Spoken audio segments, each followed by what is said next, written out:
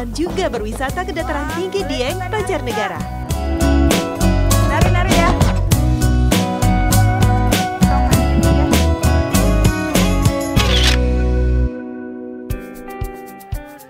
Berada di komplek Candi Arjuna yang merupakan peninggalan abad ke-17 membuat saya takjub. Betapa maju peradaban bangsa kita di masa silam. Gak rugi deh berwisata ke Dieng. Keindahan alam dengan warisan cagar budayanya membuat saya bangga menjadi bangsa Indonesia. Lelah berjalan-jalan membuat saya kehausan. Mampir dulu sekalian mencari buah tangan untuk oleh-oleh. Selamat siang. Ini ada apa aja nih Pak? Ada minuman khas Dieng, Karika Dieng. Karika ya? Ya.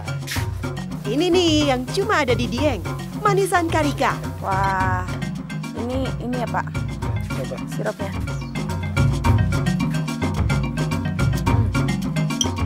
Ini seger nih Pak. Segar sekali. Ini buahnya saya coba ya.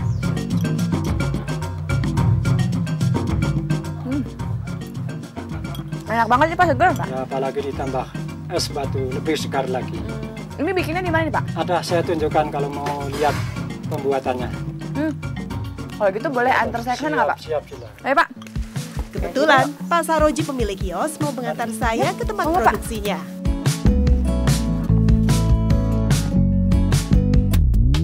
Ya Pak, cuacanya di sini. Cukup sekali. Wah, kebun Karika yang disebut juga pepaya gunung ini tampak subur menghijau. Konon kabarnya, Karika aslinya tumbuh di dataran tinggi Andes, Amerika Selatan dan dibawa ke Indonesia oleh orang Belanda. Bapak bisa kasih tahu nggak nih Pak, kenapa sih Karika itu bisa ada di Dieng? Di tempat lain nggak bisa karena faktor tanah juga bisa, suhu juga bisa. Oh iya. Ini masih jauh nih Pak tempatnya? Udah dekat. Ternyata, tempat pembuatan manisan Karika tidak terlalu jauh. Ini sih Mbak, saya boleh ketemu sama pemiliknya nggak? Saya pengen lihat proses pembuatan Karika. Yang pemilik Trisakti di sebelah Mbak, Pak Saroji pemiliknya. Bapak pemiliknya? Ya ampun Bapak, kenapa nggak bilang dari tadi? Ya udah, boleh nggak Pak lihat proses ininya? Silakan. Boleh ya? Mari ya Mbak. Untuk menjaga kebersihan ruang produksi, masker dan sarung tangan wajib dikenakan. Begitu memasuki ruangan, harumnya buah Karika langsung terasa. Ini berarti datang ke sini udah berbentuk irisan gitu ya? Buah Karika di ruang produksi sudah dikupas dan diiris untuk efektivitas kerja.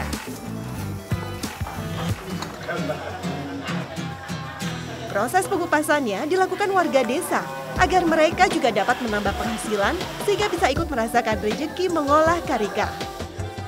Jempol deh buat Pak Saroji yang mau berbagi. Daging buah Karika yang sudah bersih kemudian direndam dalam larutan air kapur sirih. Nah, proses ini gak bisa dianggap remeh karena getah Karika bisa bikin gatal. Ini fungsinya apa nih Bu? Direndam pakai air kapur sirih ini biar apa? Fungsinya untuk mengenyalkan dan juga menghilangkan kecut dari buah Karika itu. Nah ini direndamnya berapa lama nih Bu? Setengah jam aja, Mbak. Udah cukup setengah jam. Usai direndam, daging buah Karika dicuci bersih, lalu dimasukkan ke dalam botol kaca sampai penuh. Selanjutnya, tambahkan air sirup yang terbuat dari campuran air, gula pasir, dan sari biji Karika. Biji Karika berselaput tebal dan mengandung kadar air cukup tinggi. Air inilah yang menjadi sumber rasa dan aroma dari manisan Karika. Cara mendapatkan airnya, biji harus dipisahkan dari selaput dengan cara diaduk-aduk dan disiram air. Larutan sari biji Karika ini lalu dimasak bersama air dan gula.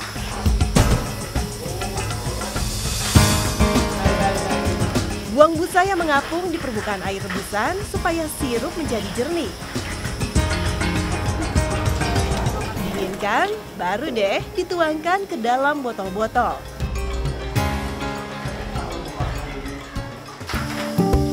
Proses selanjutnya adalah perebusan. Daging buah dan air sirup dimasak bersama botol-botolnya. Selain mematangkan daging buah dan membuat sirup meresap, proses ini juga bertujuan membunuh kuman dan bakteri pada botol, alias disterilkan. Proses ini memakan waktu berjam-jam, tergantung seberapa banyak botol karika yang dimasak.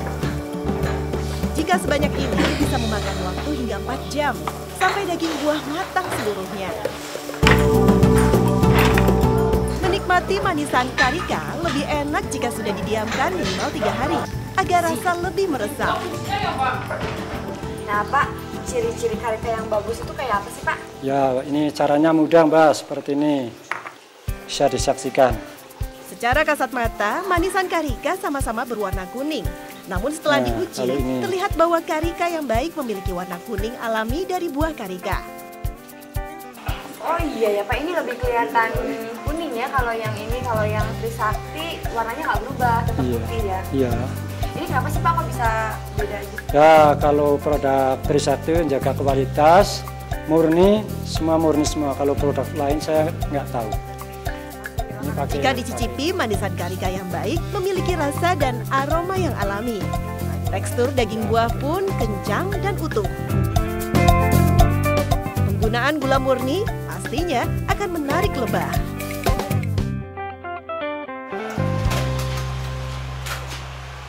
Nah, ini Mbak, tempat packingnya di sini. Udah sampai, tapi saya mohon maaf, saya banyak pekerjaan. Saya mau melanjutkan pekerjaan saya. Ya udah nggak apa-apa, saya sini aja ya Pak. Ya, terima kasih. Saya permisi dulu. Pak, saya ikut ya. Manisan karika dikemas dalam botol dan cup-cup plastik seperti ini untuk harga yang lebih ekonomis. Manisan karika cup tahan hingga 6 bulan meski tanpa pengawet. Karika dalam botol bahkan tahan sampai 2 tahun. Karika Trisakti. Proses pelabelan dilakukan setelah beberapa hari proses produksi. Gunanya untuk mengecek jika ada produk yang berfermentasi dan mengeluarkan gas. Tahap ini juga berguna sebagai tahap penyortiran. Jika ada biji yang masuk ke dalam kemasan seperti ini, maka produk tidak bisa dijual. Ini ada apa ya Mbak? Kayaknya ngupasnya atau apa? Ya itu ngupasnya belum bersih berarti Mbak.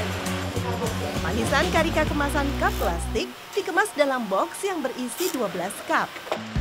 Oh, berarti dijual di toko sama di warung Pasar Roji juga ya? Oh yaudah kalau gitu yang buat ke warung Pasar Roji saya bawa aja kali ya? Ini? Iya,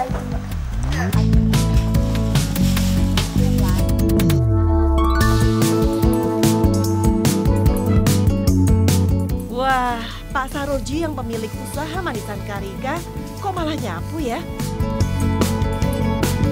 Pak? Belum. Bapak tadi katanya mau kerja. Ya, memang tugas saya ini nyapu Mbak.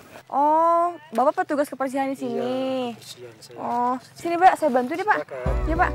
Ternyata, hingga saat ini Pak Saroji masih tercatat sebagai pegawai pemelihara kebersihan di lingkungan Candi Arjuna. Tugas utamanya adalah membersihkan lingkungan wisata candi dari sampah.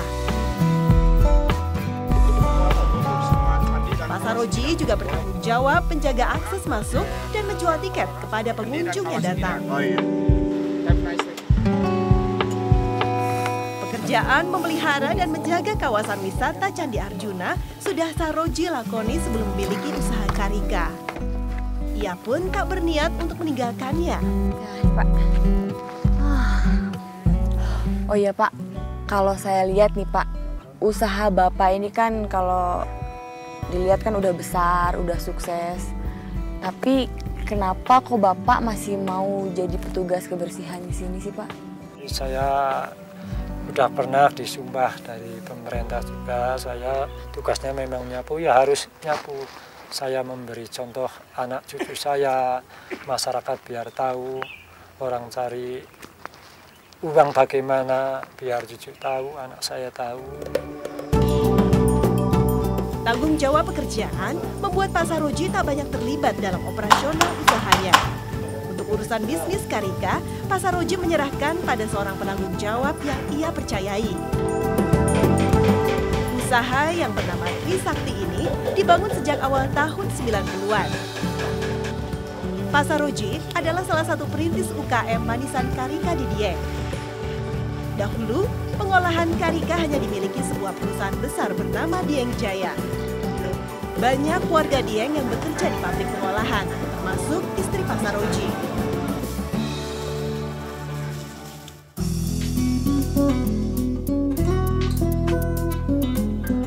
Begitu pabrik Dieng Jaya ditutup, banyak warga yang terkena PHK.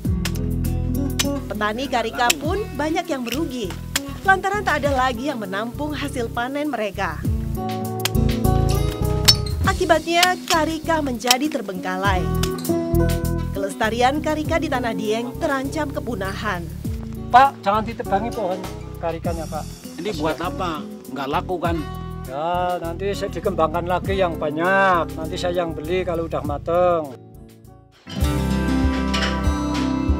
Keprihatinan Pak Saroji membuat ia mencari cara untuk melestarikan karika khas Dieng.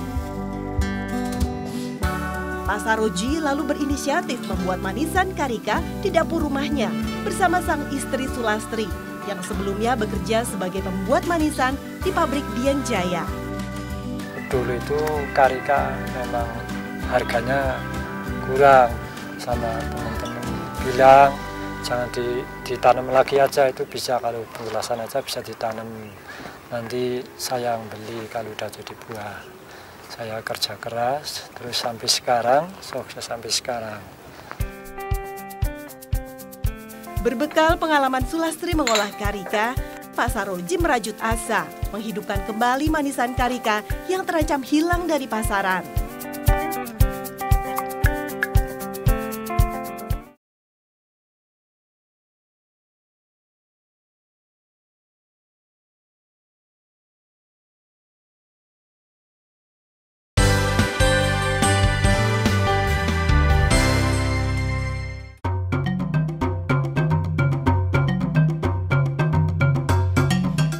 Sejak fajar, Pak Saroji sudah berada di kawasan Candi Arjuna.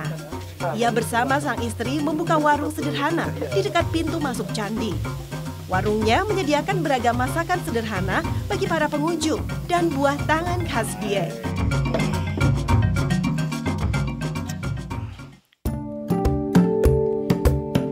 Pak Saroji kadang mengisi waktu luangnya dengan menanam karika di belakang warungnya dengan memanfaatkan biji yang terbuang. Kecintaan Pak Saroji pada Dieng mendorongnya terus melakukan pembibitan tumbuhan endemik Dieng ini agar tetap lestari.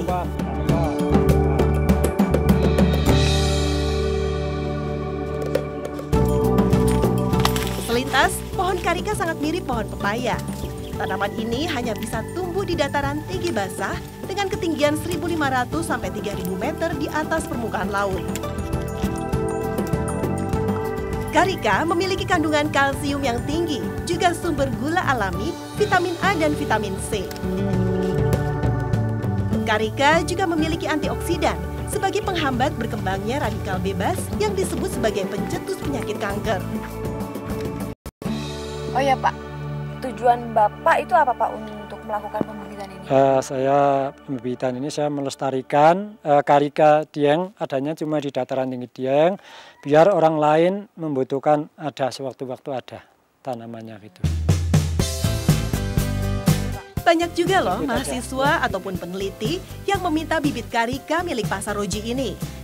Biasanya untuk dicoba ditanam di tempat lain ataupun untuk penelitian. Sejak wisata Dieng semakin ramai, banyak juga UKM yang ikut memproduksi manisan karika. Menanam karika sekarang menjadi investasi yang menguntungkan di Dieng. Karika yang baru ditanam baru akan berbuah setelah setahun 4 bulan kemudian. Sekali tanam, karika bisa dipanen seumur hidup tanpa perawatan yang sulit. Karika juga sangat tahan dengan penyakit dan hama.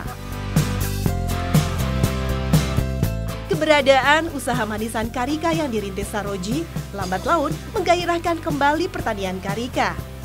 Perjuangan Pak Saroji pun berbuah manis dengan diterimanya penghargaan dari Gubernur Jawa Tengah untuk bidang kelestarian lingkungan, khususnya tanaman spesifik Dieng.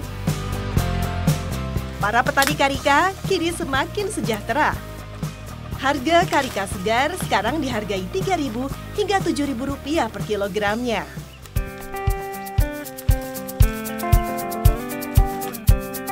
Bapak Murib adalah petani karika yang ikut merasakan manisnya bisnis karika. Bertahun-tahun sudah, Pak Murib menjadi pemasok karika ke Pasar Roji. Ia dan para petani karika lainnya kini tak lagi kesulitan mencari pasar. Dalam seminggu saja, Pasar Roji mampu menampung 5 kuintal karika dari satu petani. Padahal sebelumnya, Murib harus mencari pasar karika hingga ke kota Wonosobo yang jarak tempuhnya 1 jam dari dataran tinggi Dieng. Itu pun tidak secara berkelanjutan seperti saat ini.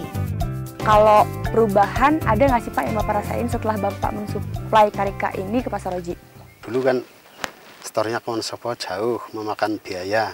Kalau sekarang udah dekat, lebih enak. Wow, melihat karika berbuah rimbun begini, saya pun tidak tahan untuk tak mencoba memetiknya. Karika yang matang di pohon berwarna kuning segar menggoda saya untuk mencobanya. Wangi banget.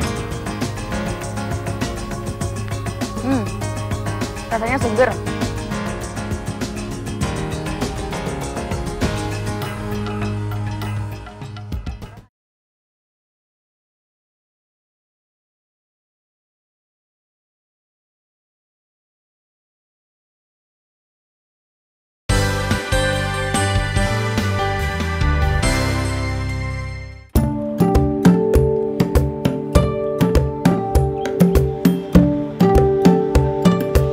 Banyak yang menyebut Dieng dengan negeri di atas awan karena letaknya yang tinggi dan kerap diselimuti kabut tebal. Suhunya pun terasa dingin, bahkan di waktu-waktu tertentu sampai di bawah 0 derajat Celcius. Kondisi inilah yang salah satu penyebab mengapa Dieng memiliki beberapa tanaman khas yang tidak bisa dijumpai di tempat lain. Nah, selain karika, Purwaceng juga memiliki daya tarik tersendiri. Purwaceng adalah tanaman obat yang dipercaya dapat menjaga stamina tubuh dan seringkali dikonsumsi karena mengandung zat afrodisiak untuk meningkatkan kemampuan seksual. Konon, Purwaceng ditemukan pertama kali di pegunungan Alpen, Swiss. Purwaceng sering juga dijuluki sebagai ginseng Dieng. Sebelum dikonsumsi, Purwaceng biasanya dijemur dulu hingga kering agar awet dan berkhasiat.